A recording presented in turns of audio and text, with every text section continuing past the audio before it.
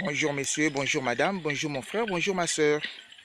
Je suis encore une fois heureux de revenir auprès de vous à travers cette rubrique intitulée Leçons à tirer d'eux. Il s'agit en fait du partage des écritures, du partage de connaissances. Le peu que je connais en partie et je prophétise en partie. Donc il s'agit d'écouter une chanson en vue d'en tirer les enseignements nécessaires pour l'édification de la nation des dieux, des enfants des dieux. Et aujourd'hui, je suis heureux de vous présenter la chanson Daniel à Babylone, qui est du frère, il est devenu pasteur entre-temps, du frère Patrice Ngoï Moussoko, que nous allons écouter. Mais avant d'entrer dans le vif du sujet, j'aimerais préciser trois choses. Premièrement, je ne suis pas pasteur comme je le dis, et je ne viens pas pour le compte d'une paroisse. Je suis juste un pécheur comme vous et moi, comme tout le monde, quelqu'un à qui Dieu a fait grâce parce que je me suis quand même conduit d'une certaine façon. Si je suis ici à mon âge et si je suis vivant et si je suis bien portant, ce n'est pas parce que je l'ai mérité. C'est simplement parce que Dieu a eu pitié de moi et Dieu n'a pas voulu me tenir rigueur comme tout le monde parce que s'il fallait me tenir rigueur, je serais peut-être sanctionné, je serais peut-être pas ici. Dieu m'a fait grâce. Voilà pourquoi en guise de remerciement, moi aussi, je contribue à son œuvre, je rends la petite part que moi j'ai reçue en termes de connaissances. Et je suis très heureux de partager l'évangile avec vous à travers ce que je connais. Deuxièmement, je demande à ce que les chantres, les chanteurs, les propriétaires de ces chansons ne m'en tiennent pas rigueur, car je n'utilise pas leurs œuvres, leurs chansons à des fins commerciales. Non, ce n'est pas pour me faire de l'argent. D'ailleurs, les vidéos que je poste ne sont même pas monétisées. J'utilise simplement pour des raisons évangéliques. J'utilise leurs chansons en guise de support parce que moi, je suis convaincu que de la chanson chrétienne, on peut tirer des enseignements nécessaires pour l'édification de l'Église. Voilà pourquoi, comme nous lisons les psaumes, comme nous tirons les enseignements des psaumes, comme nous pouvons trouver du réconfort, comme nous pouvons trouver des sources de fortification spirituelle à travers le psaume, nous pouvons aussi tirer des enseignements nécessaires dans les chansons. Voilà pourquoi j'utilise leurs chansons. Qu'ils ne me tiennent pas rigueur. Qu'ils ne me tiennent pas rigueur, s'il vous plaît. Je les implore parce que je ne suis pas en train de spolier leurs droits d'auteur. Non, non, non. Je suis simplement en train d'utiliser les œuvres qu'ils ont mis à la disposition des enfants de Dieu. Et je crois qu'on peut tirer des enseignements nécessaires dedans. Troisièmement, je déclare que la foi n'est pas déclarative. La foi est pratique. Cela veut dire que vous n'avez pas besoin de porter les étiquettes ou de hisser les affiches, de crier sur tout le toit que toi tu es chrétien. Non. Il faut pratiquer les œuvres que les chrétiens doivent pratiquer. Je cite souvent l'exemple de l'écrivain nigérian, l'écrivain africain parce qu'il est devenu prix Nobel, c'est une fierté pour l'Afrique, Wole Soyinka, lui qui disait que le tigre n'a pas besoin de crier sa tigritude. Il bondit simplement sur sa proie et les gazelles, les antilopes, tout le monde, toutes ces proies savent qu'il est tigre. De même, le chrétien n'a pas besoin de déclarer qu'il est chrétien, non. Ce sont les œuvres qui parlent à la place du chrétien. Le Christ avait dit que nous sommes la lumière du monde, nous sommes le sel de la terre. La lumière ne se cache pas sous la table, mais la lumière éclaire toute la maison. Il faut que nous brillions par nos activités, par nos œuvres, afin que même ceux qui ne croient pas à Dieu puissent remarquer les bonnes œuvres en travers nous et qu'ils louent le Seigneur. C'est comme ça qu'on convertit. Dans la pédagogie, on dit prêcher par l'exemple. Et puis, prêcher par l'exemple, c'est ça. Pratiquer de bonnes œuvres pour édifier même ceux qui ne croient pas en Christ. Si le premier chrétien qui vivait dans un monde hostile ont pu convertir même le dur des durs, c'est simplement parce que malgré la persécution qu'on leur infligeait, ils pratiquaient de bonnes œuvres. Voilà pourquoi même ceux qui étaient hostiles au christianisme étaient éblouis par leur comportement. Ils trouvaient qu'ils avaient un comportement exemplaire et ils ont voulu faire comme eux. Ce n'est pas la question de déclarer « moi je suis ceci, moi je suis cela ». Parce que sur le plan déclaratif, je dis toujours et je le répète, tout le monde est chrétien, il y en a plein. S'il faut s'en tenir aux déclarations, tout le monde est chrétien. Mais sur le plan pratique, il n'y en a que très peu. Pourquoi? Parce que la plupart sont des hypocrites. Au grand public, ils déclarent qu'ils sont chrétiens, mais lorsqu'ils se retirent en secret, ils font allégeance à leurs idoles, ils pratiquent d'autres arts, de la magie et tout. Donc, on ne peut pas simplement se dire chrétien par la bouche, mais il faut se déclarer chrétien par la foi. Il faut vivre la foi, il faut pratiquer les bonnes œuvres. Voilà pourquoi, moi je dis, Je ne vis pas de l'évangile, simplement parce que je ne fais pas du commerce avec l'évangile. Je ne reçois ni dîme ni offrande et je n'en ai pas besoin parce que je ne suis pas pasteur. Mais je vis l'évangile. Simplement, j'essaye de me conformer à la volonté de Dieu. Il faut dire que je ne suis pas parfait et j'ai des faiblesses, j'ai des défaillances, mais je fais un effort pour m'améliorer à chaque fois. Chaque jour, je fais un effort pour m'améliorer. Ainsi dit, maintenant nous passons au vif du sujet et comme d'habitude, nous allons commencer par écouter la chanson. C'est parti.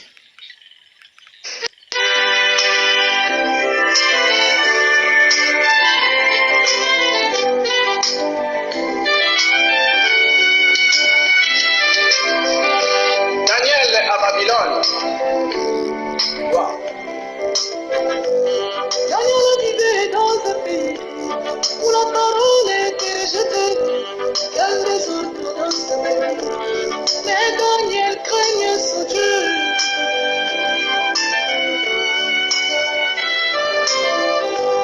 Daniel vivait dans un pays où la parole était rejetée.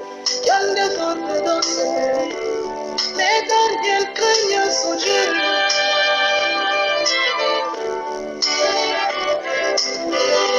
En lui proposant de s'asseoir, en adorant les monuments, lui et ses compagnons, mais Daniel refusa.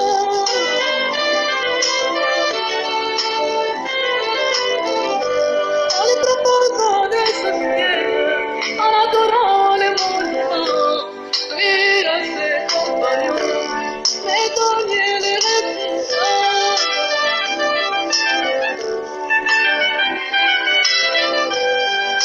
Ajoutant l'intelligence à ces quatre beaux jeunes hommes à cause de leur sanctification. Cela est dans la vie les lois.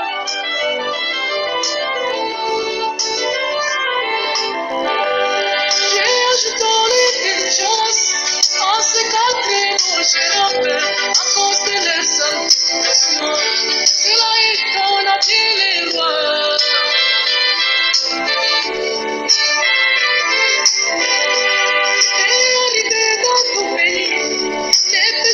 Autorisé, votre loi n'est pas Dieu, mais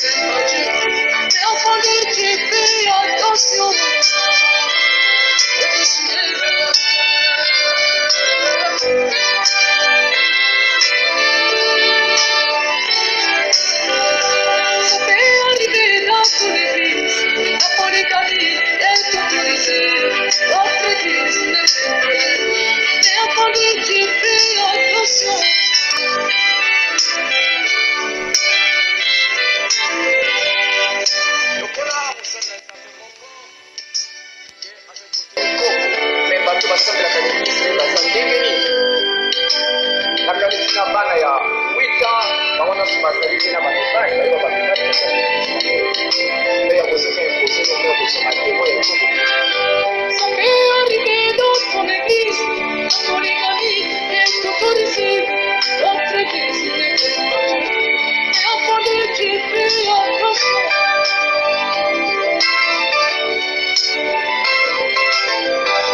Ça peut arriver dans ton école, la corruption est autorisée. Notre école n'est pas Dieu. Et enfant de Dieu, fais attention.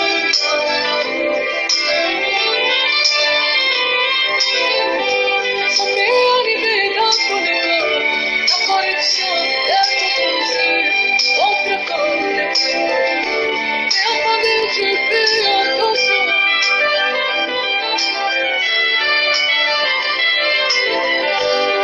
oh jésus même na baekole baza kobanga susu nzambe te lokola ekole moko na ye basalaka 100% l'examen me katikati na ekole wana meme mwana moko te likoloba français yanga mayele yango bazonga wapi banda polisi.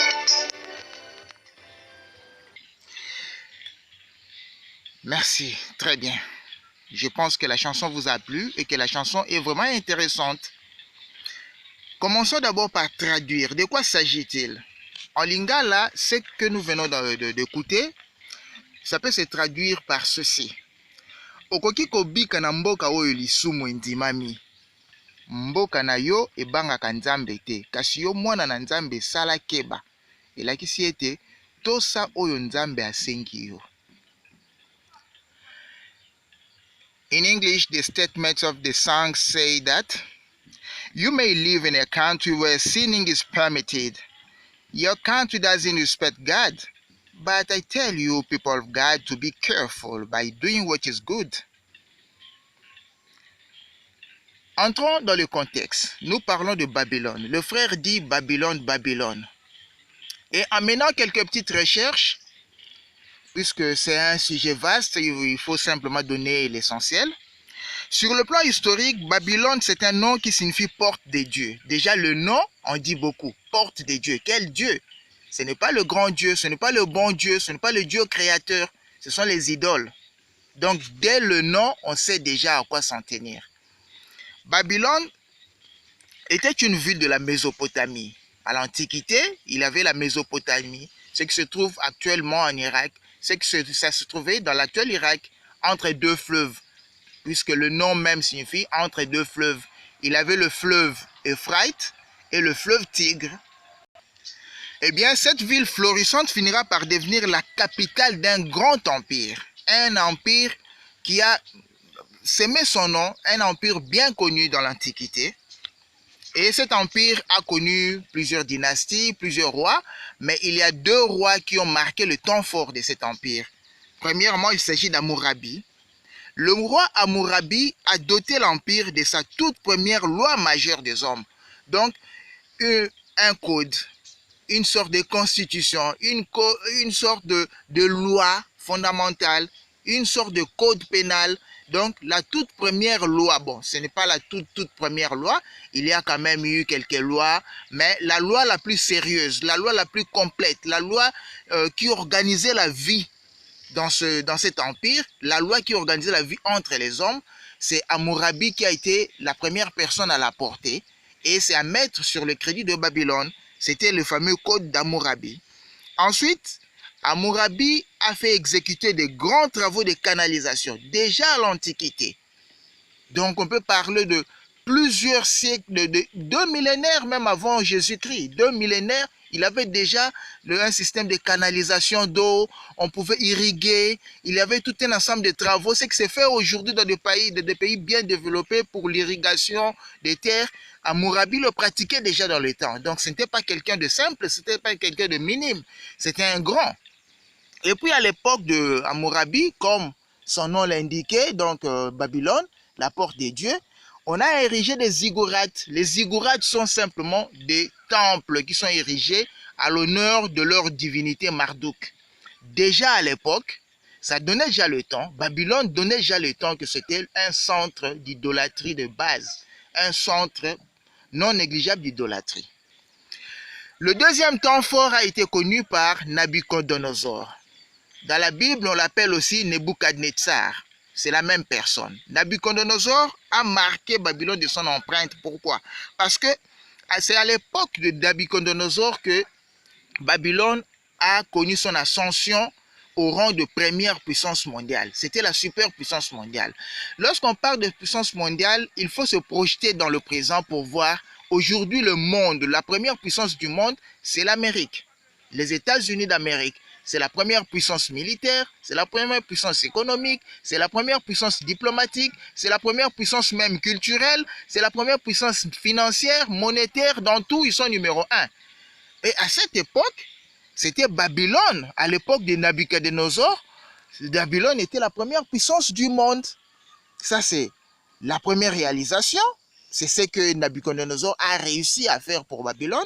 Et à cette époque, pour manifester cette puissance mondiale, Nabuchodonosor s'était permis de mener une expédition militaire jusqu'à Jérusalem. Ils ont détruit le temple de Jérusalem. Ils ont capturé le roi de Jérusalem, le roi de Judée. Ils l'ont capturé avec toute sa population. Ils les ont déportés à Babylone.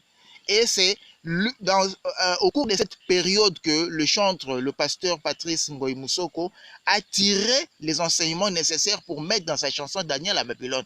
Parmi les personnes qui ont été capturées et amenées en captivité comme esclaves à Babylone, il avait Daniel et ses 3 amis, Shadrach, Meshach, Abednego. L'autre haut fait de Nabuchodonosor, c'était les sorts des sciences magiques. Il a simplement perfectionné. Au lieu de s'arrêter à des simples idoles, des monuments dressés à l'honneur de Marduk, des ziggourats, non. À l'époque de Nabuchodonosor, les gens ont appris à pratiquer au plus haut point les sciences magiques. Ce qui fait que, à titre d'exemple, c'est à ce moment-là qu'est apparue la lecture des étoiles. Les gens essayaient de lire les étoiles pour voir, pour découvrir, ou peut-être pour, je ne sais pas moi, pour envisager la destinée des gens. Et lorsque Jésus était né, il y a eu 3 mages qui sont venus lui rendre visite. Ils ont vu son étoile à partir de leur pays. C'était des mages babyloniens à cette époque. Donc, ils étaient très forts en magie. C'est à ces époques-là que remonte la magie, les sciences occultes et tout. Bon, en Égypte, il y avait déjà la magie, hein? Mais là, c'était une magie d'un autre style, les signes zodiaques.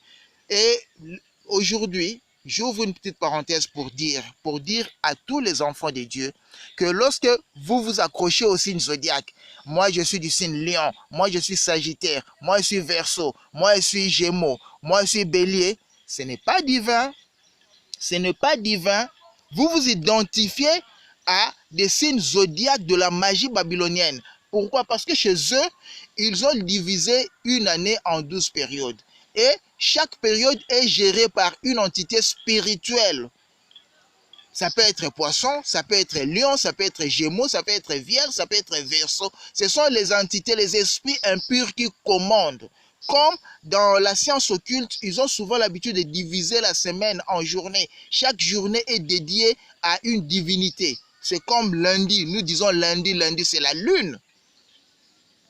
Mardi, c'est dédié à Mars. Mercredi, c'est à Mercure. Donc, les enfants de Dieu n'ont rien à voir avec ces histoires de signes zodiaques, n'ont rien à voir avec ces divinités qui contrôlent les journées, les mois et consorts. Tous les mois sont toujours dédiés à des divinités. Janvier, c'est pour Janus, et il y en a plein. Mars, on connaît déjà.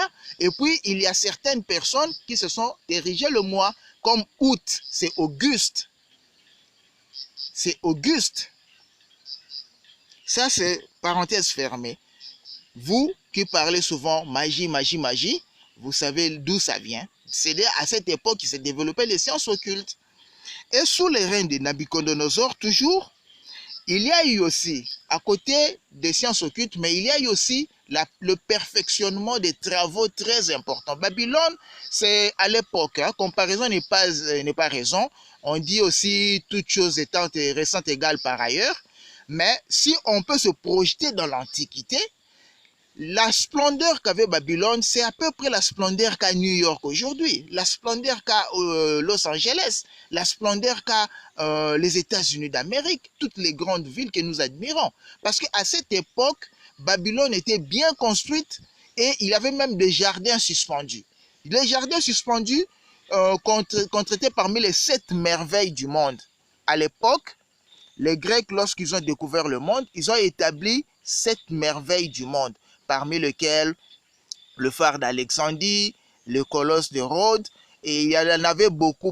Donc des constructions humaines qui ont ébloui l'humanité, ou qui ont simplement marqué les esprits de façon à rester inoubliables. C'est comme aujourd'hui, bon, les 7 merveilles, je ne sais pas, mais lorsqu'on vous parle peut-être de la Tour Eiffel, c'est quelque chose qui ne laisse pas indifférent. Lorsqu'on parle de Walt Disney, ce n'est pas n'importe quoi. Et c'est la même chose. Il y a des jardins paradisiaques, il y a plein de choses qu'on admire. La ville de Las Vegas, on dit c'est une ville lumière et consort. Ce sont des merveilles. Et à cette époque, Nabucodonosor avait érigé, avait simplement, à Babylone, on pouvait trouver les jardins suspendus. Vous voyez, un jardin sur des immeubles. Vous voyez tout un immeuble avec des jardins étagés, on les appelait des jardins suspendus. C'était des réalisations grandioses. Ça, c'est ce que nous pouvons apprendre de Babylone sur le plan historique. Mais maintenant, entrons dans la Bible. Dans la Bible, la première trace de Babylone se trouve dans Genèse 11, versets 1 à 9. Là, cet épisode fait état de la construction d'une tour. Pour la petite histoire, après le déluge, Noé est sorti avec ses enfants. Il ne restait plus que 8 personnes. De ces 8 personnes sont sortis un groupe de gens. Ces gens se sont multipliés jusqu'à ce que le nombre, la population mondiale commençait à augmenter. Et au fur et à mesure, au bout du temps, Noé est mort, les enfants de Noé sont morts. Il y avait une autre génération qui avait un leader, un grand chasseur qui s'appelait Nimrod. Mais Nimrod, le seul problème est qu'il roulait pour le diable. À cette époque, sachez très bien que le diable était toujours là. Il s'opposait déjà à Dieu. D'ailleurs, son nom signifie révolte. Révoltez-vous. C'est la révolte contre Dieu. Et pour défier Dieu, Nimrod a voulu être le premier roi de la terre. Et pour diriger son peuple, il fallait les garder sur place. Il leur dit, ne soyez pas éparpillés, restez ici. Nous allons construire une grande tour qui monte jusqu'au ciel. Comme ça, nous allons monter au ciel et nous allons rester ensemble. Dieu avait trouvé que ça, c'était un défi lancé contre lui. Et pour prouver qu'il était Dieu, il est descendu. Il a confondu les langues, de sorte que ceux qui construisaient ne s'entendaient pas. Quand on était encore à l'école du dimanche, on nous disait, quand le maçon demandait à l'aide-maçon, apportez-moi une brique, l'aide-maçon ne comprenait pas, il lui apportait quelque chose d'autre, je ne sais pas moi, la mesure, je ne sais pas moi quoi encore, les planches d'échafaudage et consorts. Donc, il ne s'attendait tellement pas que ça ne pouvait plus avancer. Et du coup, les gens se sont regroupés par groupe linguistique et ils se sont éparpillés dans la terre. C'est comme ça que la première œuvre humaine a échoué. C'était un défi lancé à Dieu. Ensuite, dans l'Apocalypse 17, versets 3 à 6, on lira « Il me transporta en esprit dans un désert, et je vis une femme assise sur une bête écarlate, pleine de noms de blasphème, ayant 7 têtes et 10 cornes. Cette femme était vêtue de pourpre, d'écarlate et parée d'or, des pierres précieuses et des perles. Elle tenait dans sa main une coupe d'or remplie d'abominations et des impuretés de sa prostitution. Sur son front était écrit un nom, un mystère, Babylone la grande, la mère des impudiques et des abominations de la terre. Et je vis cette femme ivre de sang des saints et du sang des témoins de Jésus. Tenez très bien, c'est une femme qui montait une bête. Et dans la Bible, lorsqu'on parle de bête, généralement, les bêtes représentent le diable, représentent une force satanique, une force impure. Même aujourd'hui, combien de fois n'avons-nous pas entendu que non, tel a le fétiche de l'éléphant, tel a l'esprit des lions, tel a l'esprit des gorilles. Lorsqu'il se bat, vous sentez que c'est vraiment le gorille. Ce n'est pas le gorille naturel qui se bat en lui, c'est un esprit qui est représenté par le gorille et qui lui fait faire ce que font les gorilles ou le lion. Lorsqu'il crie, c'est un lion, et lorsqu'il crie, tout le monde se tait. Ce n'est pas normal. C'est simplement pour dire que c'est l'esprit du lion qui l'anime. Et il est comme ça. C'est comme ça que parfois, certaines personnes se caractérisent. Or, cette femme-là était assise sur la bête. Donc, il commandait, elle chevauchait. Excusez-moi, pas il, puisque c'est une femme.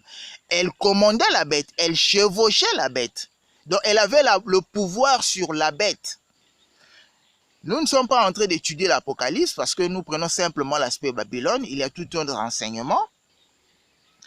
Apocalypse 17, verset 2 apporte un complément d'information en indiquant, parce qu'on a décrit la bête, on a décrit la femme.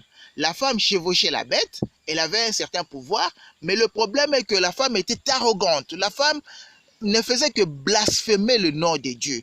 Donc, sa bouche ne faisait sortir que des impuretés. C'est aussi une autre personne qui lançait un défi contre Dieu. Et cette femme, il y a encore une autre indication. Elle est ivre du sang des saints et des témoins de Jésus. Cela veut dire que elle a tellement tué ce qui rendait témoignage de notre Dieu l'Éternel et ce qui rendait témoignage du Christ, qu'elle en était devenue ivre. Elle tenait une coupe pleine de sang. C'est symbolique. Mais lorsqu'on dit vos mains sont remplies de sang, vos mains sont tachées de sang, cela ne dit pas forcément que sur vos mains on trouvera les traces de sang. Mais non, vous avez beaucoup tué. Vous pouvez commanditer le meurtre, vous pouvez ordonner qu'on tue, mais tout tombe sur vous. Sur le plan symbolique, votre image est entachée de sang. C'est la raison pour laquelle on dit cette coupe est remplie de sang des saints. Donc cela veut dire que la femme est responsable de la mort de plusieurs chrétiens, de plusieurs enfants de Dieu. Mais cette indication qui est donnée dans Apocalypse 17, 2, c'est quoi? C'est l'Apocalypse 17, 2 dit, c'est avec elle que le roi de la terre sont livrés à l'impudicité, et c'est du vin de son impudicité que les habitants de la terre se sont enivrés. Cela veut dire que la femme n'est pas que maléfique en termes de meurtre, mais cette femme-là est de mèche avec le roi de la terre. Cela veut dire que ceux qui dirigent ce monde, le roi de la terre, ce n'est pas que sur le plan politique, mais c'est dans tout le plan. Parce que l'organisation du monde, Babylone, c'est une organisation qui a plusieurs tentacules, comme on pourrait le dire. D'un côté, il y a les hommes politiques, il y a les hommes d'affaires, les puissances d'argent, même parfois les puissances culturelles. Même les puissances culturelles, il y en a beaucoup qui ont fait allégeance à lui. Donc cela veut dire que elle a influencé les grands décideurs de ce monde. Elle a influencé les hommes du pouvoir. Elle a influencé ceux qui gèrent ce monde. Et elle a influencé une grande multitude. Si vous voyez que le mal persiste dans le monde et que le mal va en augmentant, elle est responsable de cette histoire. Voilà pourquoi l'Apocalypse dit que c'est avec elle. C'est le roi de la terre se sont enivrés du vin de sa prostitution, des abominations et consorts. Et sur ce, nous dressons le constat. Quel est le premier constat que nous dressons? À partir de ces deux contextes, nous constatons que le Babylone est une puissante organisation spirituelle et humaine. C'est d'abord une organisation spirituelle et humaine. Donc, sur le plan occulte, le centre de tout cela, c'est représenté par Babylone. La magie, la sorcellerie, le maraboutage, l'occultisme, tout ce qu'on peut compter d'impur dans ces mondes est rattaché à Babylone, est symbolisé par Babylone. Il y a toute une organisation qui pilote cela. Et humaine. Pourquoi humaine? Parce que dans la vie, il y a ceux qui ont accepté de suivre la voie de Dieu et ceux qui ont refusé. Ceux qui ont refusé, c'est clair. Celui qui n'est pas avec Dieu est contre Dieu. Et tous qui s'opposent à Dieu, ils sont sous la coupe de Babylone. Ils sont symbolisés dans Babylone. Donc, il y a deux voies qui mènent sur un même point. La voie spirituelle et la voie humaine. De tout ce qui est spirituel, le monde des esprits, le monde des pratiques occultes, ça mène vers Babylone. Et la rébellion humaine, même ceux qui ne pratiquent pas les arts magiques, mais ceux qui ont refusé d'obéir à la volonté de Dieu, tous convergent vers Babylone. Et ce qui est encore le plus important, c'est quoi? Cette organisation spirituelle et humaine a lancé un défi à Dieu et s'oppose à son royaume. Donc, cette organisation a lancé un défi à Dieu. Comme je vous ai expliqué, le premier à matérialiser ce défi, c'est d'abord au jardin d'Éden. Le serpent qui a voulu lancer un défi à Dieu. Parce qu'il avait dit à Ève et à Adam que si vous mangez de ces fruits, vous ne mourrez pas. Alors que Dieu a dit, vous mourrez. Et il a lancé ce défi. Nous connaissons la suite. Adam et Ève ont mangé le fruit. Ils ne sont plus en vie. Donc, ce défi s'est soldé par un échec. Par la suite, Nimrod a lancé un deuxième défi. C'était un défi pour bâtir une tour. Et nous connaissons la suite. Cette fois-ci, aujourd'hui, dans le temps présent, le même défi est lancé. Et ce défi se caractérise par quoi? Quels sont les éléments qui nous permettent de comprendre que c'est un défi lancé à Dieu? Le premier élément, c'est la prédominance de la loi humaine sur la loi divine. Dieu a édicté sa loi. Lorsque vous lisez la Bible, vous savez très bien que c'est plein de lois de Dieu. À commencer par les 10 commandements de Dieu et les autres lois sacerdotaux, les autres lois civiles et tout ce que nous connaissons, les principes de base, c'est Dieu. Parce que c'est Dieu qui a créé, c'est Dieu qui connaît le mode d'emploi de la vie et c'est Dieu qui nous dit, si vous voulez vivre en paix, si vous voulez vivre en harmonie, si vous voulez vivre très bien, suivez ces préceptes, suivez ces principes, je vous dis faites ceci, faites cela, faites cela. Mais à la contre, dès le jardin d'Éden, le serpent est venu pervertir cette loi. Dieu n'avait donné qu'une seule loi. Manger de tout fruit qui se trouve dans ces jardins, mais l'arbre qui se trouve au milieu du jardin, n'en mangez pas le fruit. C'était point barre. Mais le diable est venu dire, non, mangez, vous ne mourrez pas. Vous comprenez que l'œuvre majeure du diable consiste à quoi? L'œuvre majeure du diable consiste à pervertir la loi de Dieu. En d'autres termes, le diable n'est là que pour demander aux hommes de faire le contraire de ce que Dieu demande. C'est ça le péché. C'est ça faire allégeance au diable. Il n'y a pas deux. Si vous avez compris à partir de ce moment, on peut même arrêter, il n'y a rien. Donc, le problème, suivre le diable, c'est quoi? Quand Dieu vous dit, le diable n'a rien à voir avec la forme, le fond, non. Le diable, tout son problème, c'est de dire le contraire de tout ce que Dieu dit.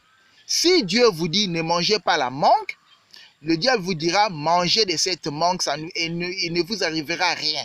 Si Dieu vous dit vous marchez la tête en haut, les jambes en bas, le diable viendra vous dire marchez la tête en bas, les jambes en haut. Tout ce que le diable veut, c'est de faire le contraire de ce que Dieu a voulu, de transformer, de tourner la loi de Dieu en dérision. C'est ça le problème du diable. Voilà pourquoi il y a une incitation manifeste de désobéir à ce que Dieu demande à son peuple. Le deuxième élément, c'est l'idolâtrie. Toutes les fausses religions consistent en un défi lancé à Dieu. La sorcellerie, la magie, le chamanisme, tout ce que vous pouvez, les sciences occultes, tout, le maraboutage, tout ce qui n'honore pas Dieu. Ici, j'ouvre une parenthèse et je remercie beaucoup le pasteur Sita Luemba, chez qui, parce qu'en suivant l'une de ses vidéos, c'est lui qui m'a y insisté. Avant, je ne prenais pas très au sérieux cela. Bon, je prenais ça au sérieux, mais ce n'était pas vraiment en Bud Light, comme on peut dire. Ce n'était pas vraiment en souligné, très souligné. Le pasteur Sita Luemba avait dit, toute prière adressée, la prière doit d'abord être adressée à Dieu le Créateur. Mais ça, c'est la première condition. Mais la condition majeure est que cette prière doit être adressée au nom de Jésus. Donc, toute prière qui est adressée à Dieu, qui ne passe pas par Jésus, c'est de l'occultisme. Tout ce que vous faites, si ce n'est pas par le Christ, c'est l'occultisme parce qu'il n'y a qu'une seule voie qui mène. Jésus dit, je suis le chemin, la vie et la vérité. Nul ne va au Père que par moi. Si vous voulez vous adresser à Dieu, le canal autorisé, c'est Jésus. Mais lorsque vous essayez de contourner, on dit l'humanité cherche Dieu par tous ses moyens. Vous avez votre méthode, vous voulez aller à Dieu, sachez très bien que vous n'êtes pas de Dieu. Voilà l'autre élément. Pour savoir que vous lancez un défi à Dieu, lorsque vous faites des pratiques, nous sommes africains. Généralement, on a l'habitude de dire des incantations. En lingala, on dit Kosaka. En Kikongo, on dit peut-être Lusanjo. Donc simplement Lusanjo. Vous venez peut-être devant un arbre qui symbolise vos ancêtres. Vous commencez à dire, toi grand-père, depuis que toi tu es parti, nous, la vie ça va pas, il y a ceci, il y a cela, nous appelons, veillez sur nous. Vous qui parlez à Dieu, non, non, non, non, grand-père est mort, grand-père dort, grand-père est dans un lieu de souvenir, peut-être qu'il ne vous écoute pas. Il y a un grand frère, un témoin de Jéhovah qui m'a fait raisonner lorsque j'étais encore très jeune. Il m'a dit, écoutez, si les morts nous écoutent, si les morts peuvent nous venir en aide, quel parent, quand il était en vie, il était riche et que ses enfants ne manquaient de rien. Mais quand il meurt, on chasse ses enfants, on leur prend tout ce qu'ils avaient et les enfants souffrent. Si le père écoutait et voyait comment ses enfants souffraient, mais il allait leur apporter de l'argent. Cela veut dire que les morts n'ont pas de solution à nous. Et quand nous faisons cela, c'est que nous lançons un défi à Dieu. Nous nous écartons de la voie normale. C'est que nous faisons l'occultisme. L'autre élément, c'est la dépravation de mœurs et l'inversion des valeurs. Comme je viens de vous dire, nous y reviendrons. Le diable, je l'ai dit, le diable, son problème, c'est de tourner en dérision tout ce que Dieu dit. Si Dieu vous dit, portez des habits blancs, excusez-moi. Bon, je dis, c'est simplement un exemple. Hein. Je ne dis pas que Dieu donne des couleurs d'habits à porter. Non, non, non. C'est fini. Le sacerdoce lévitique est fini. C'est en ces moments-là qu'il avait un respect rigoureux du code vestimentaire, de la couleur de tel. Aujourd'hui, Dieu n'est plus dans ces couleurs-là. Mais je donne simplement un exemple. Dieu vous dit, portez une chemise bleue. Le diable viendra vous dire, si il vous laisse porter la chemise bleue, c'est que vous avez obéi à Dieu. Le diable viendra vous faire désobéir. Il vous dira, mais vous savez que bleu, c'est pas bon, tu peux porter une chemise rouge. Et quand vous écoutez et que vous portez la chemise rouge, c'est que vous avez fait le choix de suivre le diable. C'est la même chose, le diable étant rusé, il est venu simplement dire à Jésus, tu as jeûné, tu as faim, et puis Jésus avait faim. Il lui dit simplement, transforme ces pierres en pain. Et Jésus, il avait le pouvoir de le faire. Il a transformé l'eau en vin, il a multiplié le pain, il a multiplié le poisson, il a opéré des miracles. Pour lui, c'était rien, il pouvait le faire parce que Dieu lui avait donné le pouvoir d'opérer ces miracles. Mais pourquoi Jésus ne l'a pas fait? Simplement, il a refusé d'obéir à un ordre donné par le diable. Souvent, nous faisons très attention. Nous obéissons parfois à des ordres donnés par le diable. Et en obéissant à ces ordres, nous allons directement à l'encontre de ce que Dieu a voulu. Nous désobéissons à Dieu. Et l'autre exemple, toujours dans la même séance, le diable a cité un passage biblique. Si tu te jettes du haut de ces temples, Dieu enverra ses anges, ils mettront la main pour te recueillir, afin que même pas ton pied heurte le sol.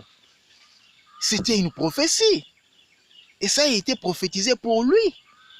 Si vous vous rendez compte, voyez comment le diable est très malin. Le diable peut nous prendre dans un piège sans que nous en sachions, sans que nous le remarquions. Premièrement, cela a été prophétisé sur Jésus. C'est à Jésus que ça devait arriver. 1. De 2, depuis que cela a été prophétisé, ça ne s'est jamais passé. Et même après, ça ne se passera point.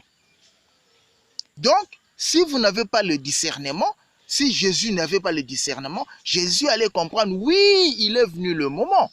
Parce que tout ce qui a été prophétisé pour lui devait s'accomplir. On a dit qu'on le vendrait par un de ses amis. Judas l'a vendu, ça s'est accompli. On a prophétisé qu'il rentrerait sur une âne. une ânesse.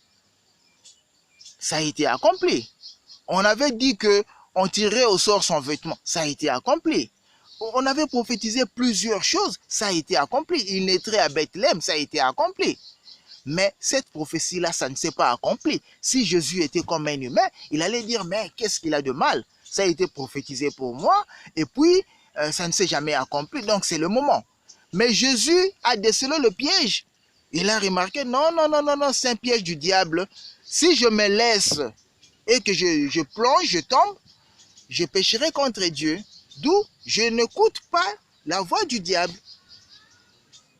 Troisièmement,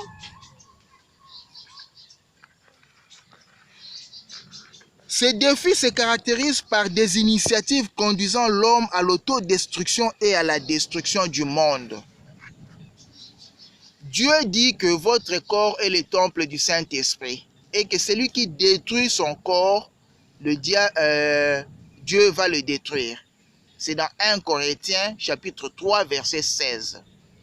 Le diable vient, il vous dit, non, écoute, Dieu est un menteur. Voici la drogue, prenez la drogue, ça vous donnerait de l'euphorie, vous vous sentirez mieux. Préservez la terre, mais vous connaissez la pollution. Et aujourd'hui, la pollution, c'est le maître mot de la vie. Au nom de l'argent, on pollue la terre. Tout cela, c'est quoi? Pendant que Dieu demande à l'homme de se préserver, de s'ouïr de la chair et de protéger l'environnement, le diable développe toute une série de stratégies, aussi machiavéliques les unes que les autres, pour que l'homme soit le destructeur par excellence de la vie humaine. Et la vie est aujourd'hui en danger. Le monde est en danger. Le réchauffement climatique, la pollution et tout, c'est l'œuvre du monde. Mais qui est derrière ça? C'est le diable. L'autre défi, c'est la persécution du peuple de Dieu. Là, n'en parlons même pas. Ouvrez la Bible, vous allez trouver que de la Genèse à l'Apocalypse, il n'y a que persécution, persécution. Et il est écrit dans la Bible que tous ceux qui veulent vivre pieux en Jésus-Christ seront persécutés.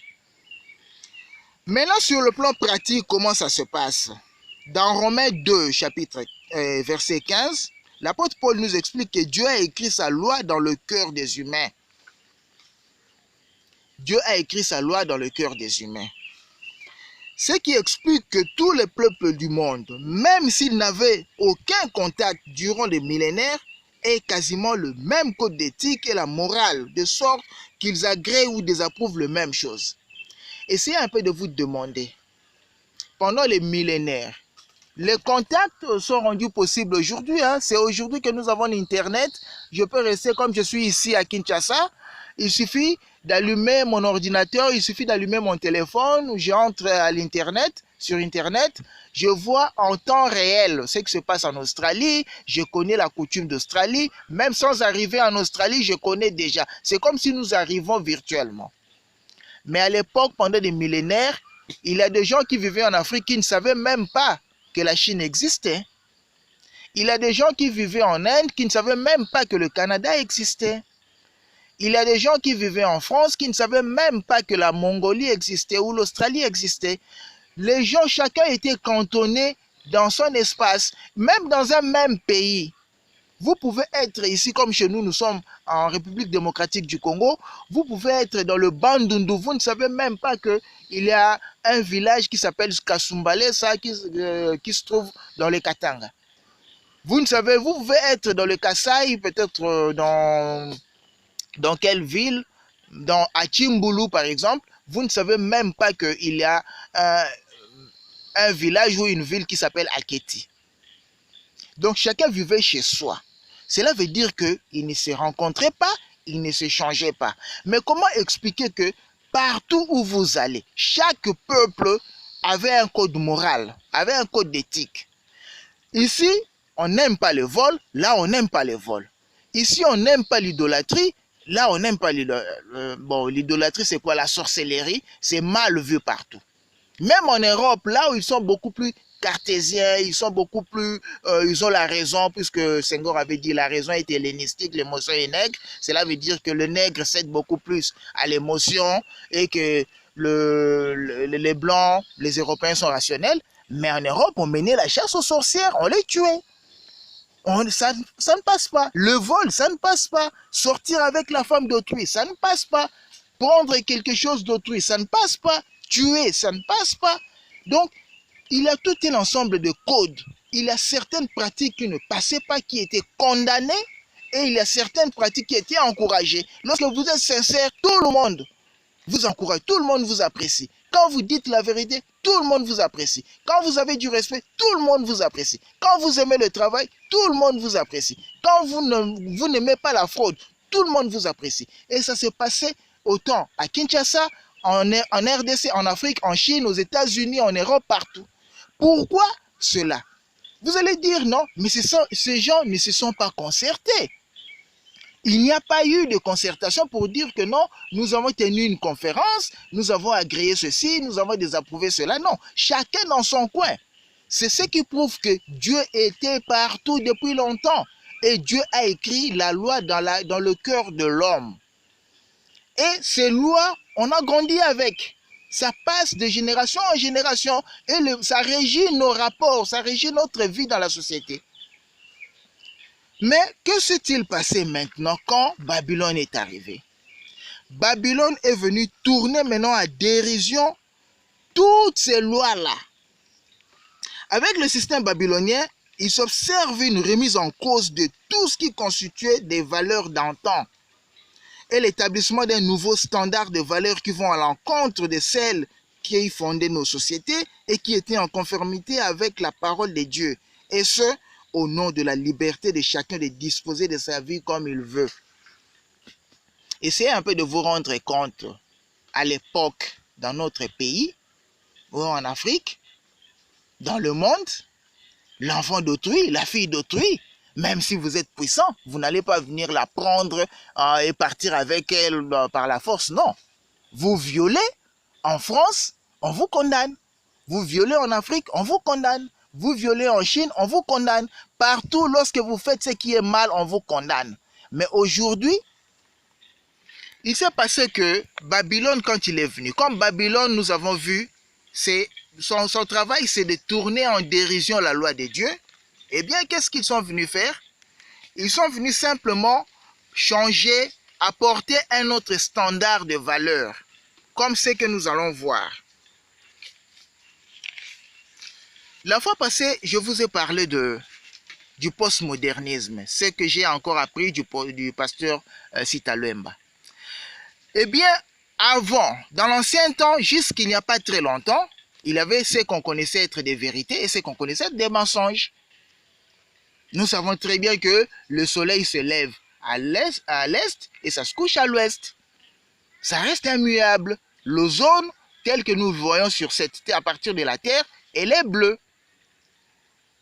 Nous savons très bien que l'or est un métal jaune. La feuille des arbres est généralement verte à cause de la chlorophylle. Ça, ce sont des vérités que nous connaissons.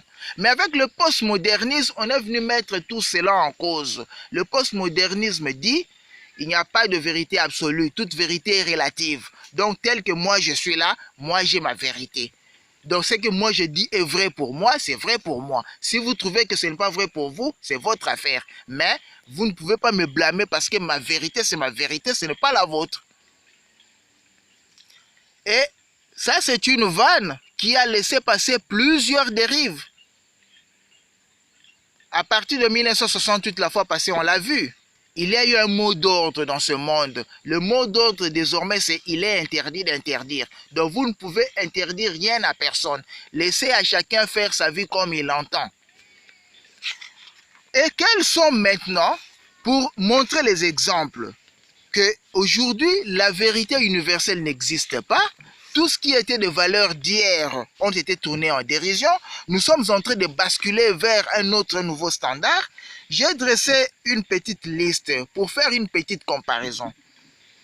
Dans la loi de Dieu, on dit « honore ton père et ta mère ». Et la loi de Dieu, pour montrer comment le monde fonctionnait avant. Parce que le code moral, il fallait quand même expliquer cela. Le code moral qu'on avait depuis longtemps, c'était en conformité avec la loi de Dieu. Quand nos sociétés condamnaient le vol, c'est parce que la Bible aussi condamnait le vol. Quand nos sociétés condamnaient l'adultère, c'est parce que la Bible condamnait aussi l'adultère. Quand nos sociétés condamnaient le meurtre, la Bible aussi condamnait le meurtre. Quand nos sociétés préconisaient le respect, la Bible aussi préconisait le respect.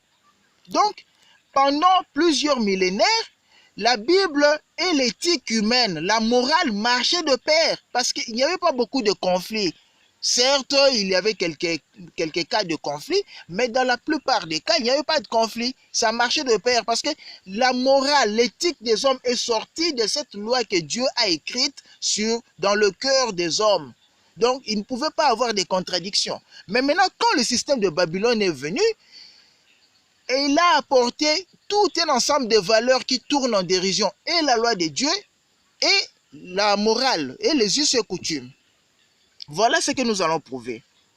La Bible dit « Honore ton père et ta mère ». Les us et coutumes disent « Le respect des parents est sacré ». Dans nos sociétés, même en Europe à l'époque, le clan était sacré. En Italie, lorsque vous sortez du clan, mais vous êtes marginalisé. Vous vous exposez à des dangers. Mais qu'est-ce que le nouveau standard de valeur dit? Les parents n'ont plus aucune autorité sur leurs enfants qui peuvent à tout moment les entraîner à la justice, les faire arrêter. Aujourd'hui, un papa qui tombe sur son enfant, l'enfant peut aller appeler la police. Donc, on a dépouillé l'autorité des parents aux enfants. Mais pourquoi? On veut que les enfants n'aient plus de racines. Parce que tout parent est un modèle pour son enfant. On dit, l'enfant c'est quoi? L'enfant c'est son papa en miniature. Et si vous remarquez très bien, quand le garçon grandit et qu'il devient parent à son tour, il va souvent reproduire les traits de caractère de son père. Et c'est comme ça que le clan persistait. C'est comme ça que les gens avaient été accrochés à des valeurs. Non, ça je ne peux pas voler. Parce que si mon père apprenait que moi j'avais volé, si ma mère apprenait que moi j'avais fait telle chose, non. Il y a certaines choses qui se conduisaient très bien, qui évitaient le mal simplement parce qu'ils se référaient à leurs parents. Et lorsqu'on vient couper ce lien entre l'enfant et ses parents, c'est qu'on a dérouté l'enfant. L'enfant n'a plus de repères. Et ce n'est pas gratuit. L'enfant n'aura pas de repères, non. On va le récupérer, on va lui inculquer le faux repère et puis il sera perdu aujourd'hui, comme ce que nous allons voir dans la suite. L'autre exemple, c'est « Tu ne tueras point ».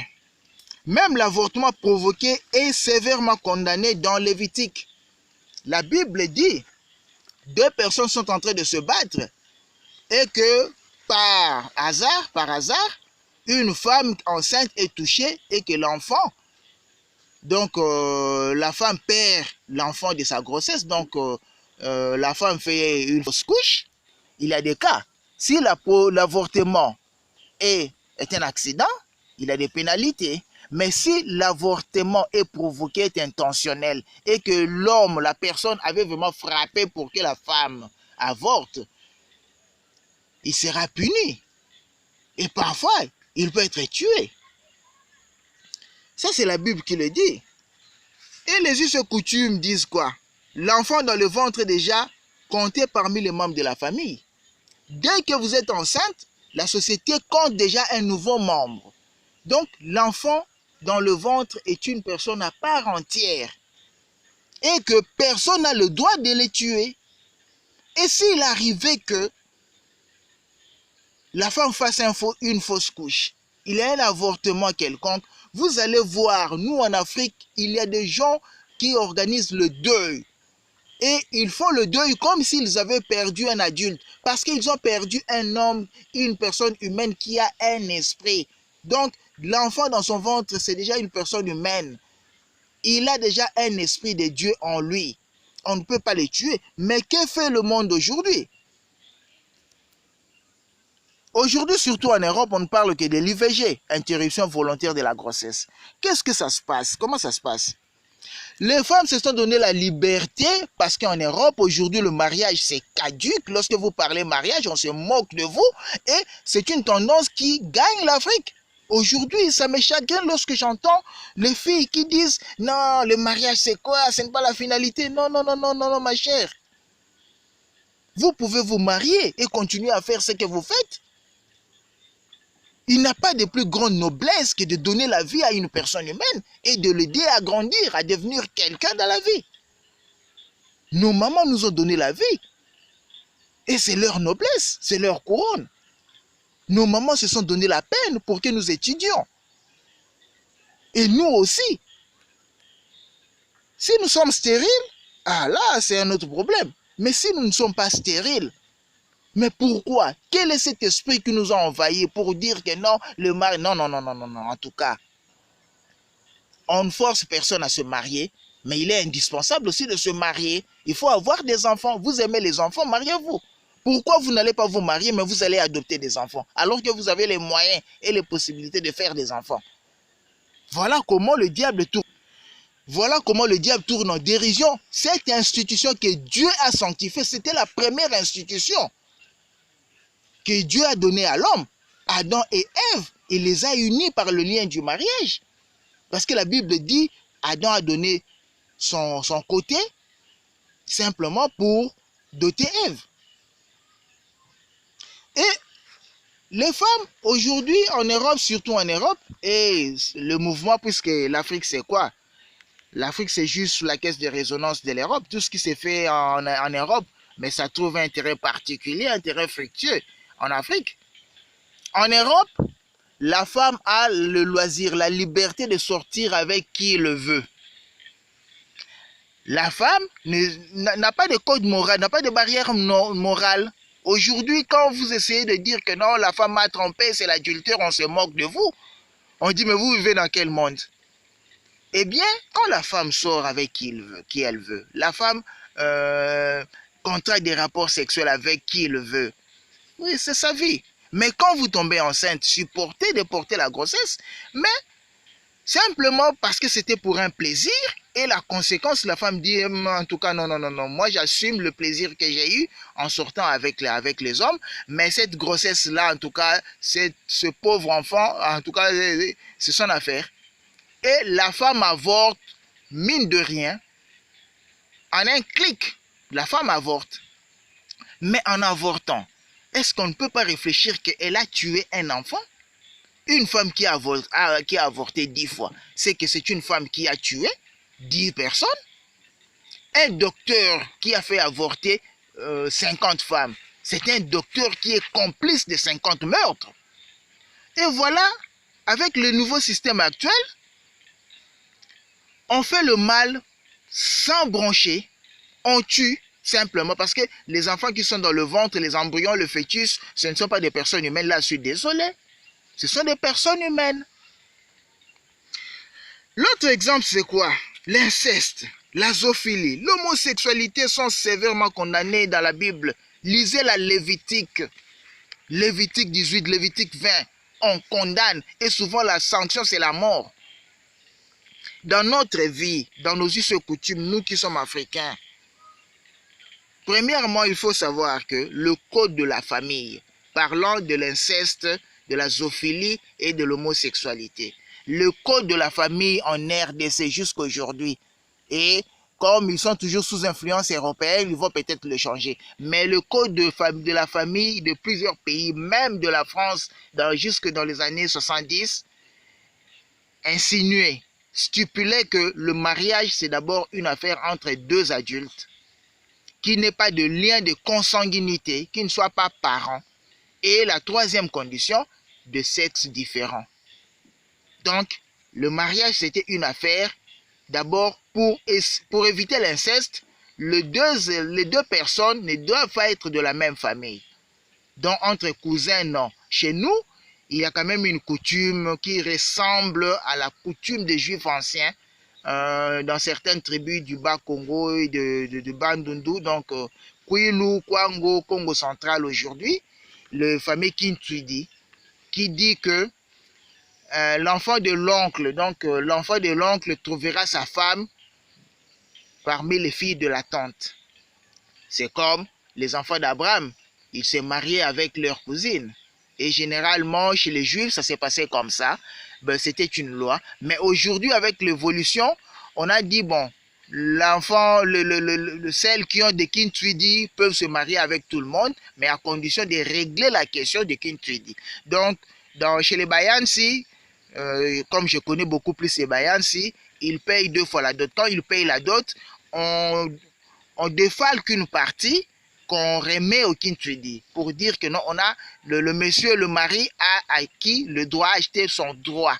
Donc, le Kintwidi cède son droit d'épouser la femme, la fille de son oncle, la fille de sa tante, simplement avec l'argent. Donc, le mari qui vient épouser la fille paye le droit simplement. Mais à part ça, on ne peut pas parler de mariage entre père et fille, frère et sœur. Non, non, non, non. Entre cousins dans d'autres. Je parlais d'un cas, les Bayansi. Mais partout ailleurs, il n'y a pas de mariage dans ce sens-là. L'inceste est condamné. Et lorsque... Ça, c'est le code de la famille. Et puis l'homosexualité, ce n'est pas reconnu chez nous. Et parlons de l'inceste, parlons de la zoophilie et consorts. Encore moins le mariage ou le rapport sexuel entre un homme et un animal, ou une femme et un animal, un homme et une animal, je ne sais pas moi, mais c'est hors de pensée. Personne ne peut penser chose pareille.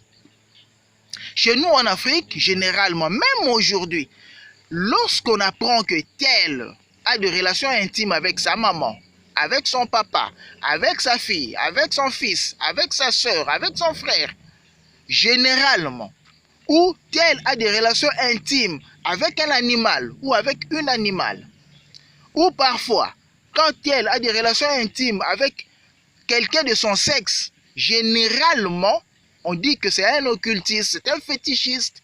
Généralement, ce sont des conditions que les marabouts donnent. Ce sont les conditions que le féticheur vous donne. Vous allez chercher un pouvoir quelconque, du succès, de l'argent, on vous fait des pratiques, on vous dit pour que ça tienne, il a toujours un rituel. Ils le font dans le cadre du rituel. Mais aujourd'hui, on a ouvert les vannes en Europe, mais avec la liberté. Premièrement,